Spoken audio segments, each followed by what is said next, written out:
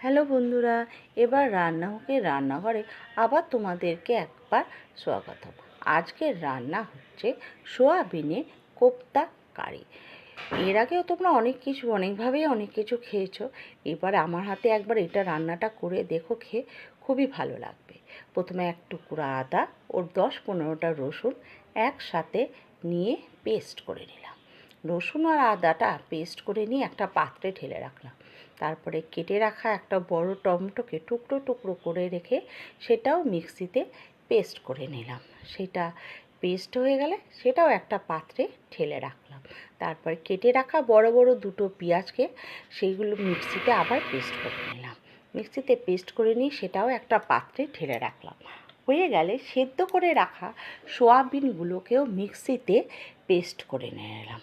সেদ্ধ করে রাখা সোয়াবিনটাকে পেস্ট করে নিয়ে তারপরে কড়াইতে তেল গরম করতে বসিয়ে দিলাম। যতক্ষণ তেল গরম হয় ততক্ষণে আমরা কোপ্তার জন্য সোয়াবিনটাকে মেখে নিই। মাখতে 2 চামচ পেঁয়াজ, 1 চামচ আদা রসুন বাটা, স্বাদ মতো নুন, লঙ্কার গুঁড়ো, হলুদ গুঁড়ো আর বেসন দিয়ে ভালো করে সোয়াবিনটাকে মেখে নিলাম। সোয়াবিনটাকে মেখে নিয়ে কড়াইয়ে তেল গরম হয়ে গেলে কোপ্তার আকারে সোয়াবিনটাকে ভেজে নিলাম। তারপরে দুটো আলু নিয়ে টুকরো টুকরো করে কেটে সেটাকে কুকারে সেদ্ধ করতে বসিয়ে দিলাম।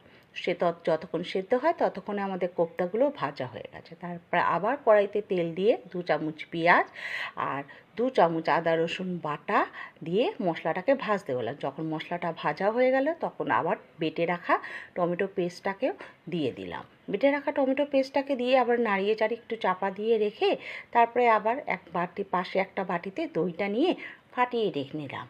ফেটিয়ে নিয়ে তারপরে যে মশলাটা ভাজা হয়ে গেল তখন তার মধ্যে হলুদ গুঁড়ো, লঙ্কার গুঁড়ো, জিরে গুঁড়ো দিয়ে মশলাটাকে কষিয়ে দিলাম। কষিয়ে নেওয়া হয়ে গেলে থেতো করে রাখা এলাচগুলোকেও দিয়ে দিলাম। দিয়ে সেদ্ধ করে রাখা আলুগুলো দিয়ে তার মধ্যে জল দিয়ে নাড়িয়ে চাড়িয়ে নিলাম।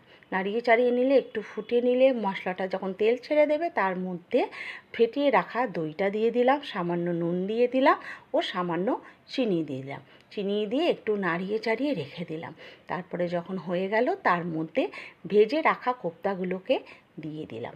ভেজে রাখা কোপ্তাগুলোকে দিয়ে একটু নাড়িয়ে চাড়িয়ে তার মধ্যে আবার একটু জল দিয়ে ফুটতে বসিয়ে দিলাম। 5 মিনিটের মতন ফুটে গেলেই ওপর দিয়ে ঘি ও ধনেপাতা ছড়িয়ে ব্যাস তৈরি আমাদের সোয়াবিন কোপ্তা কারি। এটা তোমরা বাড়িতে বানিয়ে একবার খেও, আর যদি ভালো লাগে লাইক, কমেন্ট, সাবস্ক্রাইব করে দিও চ্যানেলটা। Thank you.